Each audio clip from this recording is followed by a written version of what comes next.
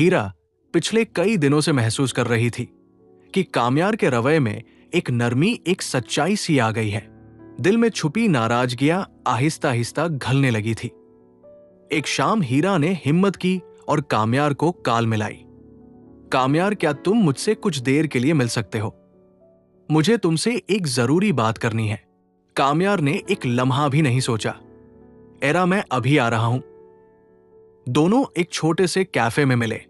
गिरा ने धीरे से काम्यार की तरफ देखा और कहा, मुझे नहीं पता ये कब हुआ, लेकिन सच ये है कि तुम्हारे लिए मेरे दिल में जो गुस्सा था वो अब मोहब्बत में बदलने लगा है। ये सुनकर काम्यार पहली बार दिल से मुस्कुराया। हीरा ने मजीद कहा, अगर तुम चाहो तो मेरे घर वालों से बात कर सकते हो। काम्यार का दिल खुशी से भर गया। वो फौरन घर की तरफ निकला ताकि अपने माँ बाप को सब कुछ बता सके।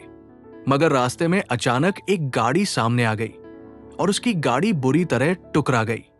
इधर इरफान साहब अपनी बेटी फलक को चेकअप के लिए ले जा रहे थे। सामने हादसा देखकर गाड़ी रोकी तो काम्यार खून में लथपथ पड़ा था। वो फौरन उसे अपनी गाड़ी में डालकर अस्पताल ले आए। फलक ने खुद उसका इलाज शुरू किया। इरफान साहब ने एरा को फोन किया, बेटा काम्यार का एक्सीडेंट हो गया है, फौरन अस्पताल आओ। एरा के हाथ पांव गए। वो भागती हुई अस्पताल पहुंची। काम्यार को होश में आते देखकर उसके आंसू ना रुक सके। फलक ने मुस्कुराकर कहा, फिक्र ना करो, अब ये ठीक हो जाएगा, बस कुछ आराम की जरूरत है।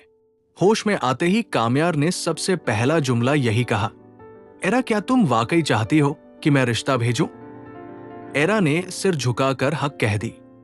अगले ही दिन काम्यार अपने उम्मी अब्बू के साथ एरा के घर पहुंचा। बात पहली ही मुलाकात में तय हो गई। दोनों घरों में खुशी की लहर दौड़ गई। शादी की तारीख रख दी गई, लेकिन ये खुशी फरीहा को बर्दाश्त न हुई। उसने तैयार कर लिया कि ये शादी हर हाल में तोड़नी है। शादी वाले दिन काम्यार ईरा को पार्लर छोड़कर खुद हाल में आकर बैठ गया। सब कुछ ठीक चल रहा था कि अचानक काम्यार के मोबाइल पर एक मैसेज आया। एक ऐसी तस्वीर जिसमें ईरा एक अनजाने लड़के के साथ खड़ी नजर आ रही थी। असल में वो तस्वीर फरीहा ने खुद ऐड करके भेजी थी।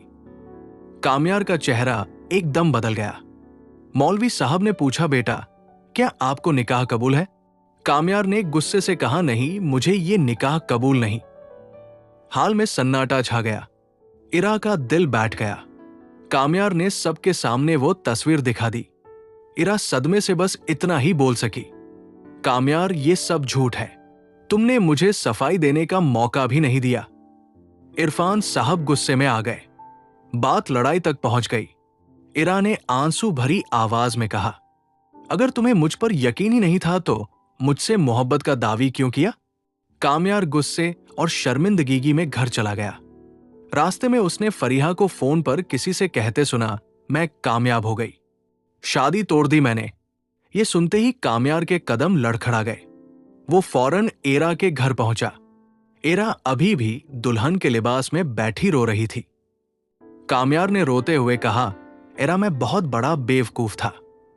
वो तस्वीर फरीहा ने एडिट की थी, मैंने उस पर यकीन कर लिया, मुझे माफ कर दो। ईरा ने टूटे दिल के साथ कहा, तुम्हारी एक गलती ने सबको शर्मिंदा कर दिया। काम्यार लुरुस्ती आवाज में बोला, अगर तुम मुझे माफ नहीं करोगी तो मैं अपनी जान ले लूंगा। यह कहकर उसने वाकई अपनी कंपटीट पर पस्तूल रख ली। हीरा चीख पड़ी, बस मैं तैयार हूं, मैं शादी के लिए तैयार हूं। ईरा की चीख ने पूरे घर को हिला कर रख दिया। काम्यार की कामती हुई अंगली ट्रैगर के बाल गुलपास थी और उसकी आंखों में एक ही खौफ था कि कहीं देर ना हो जाए।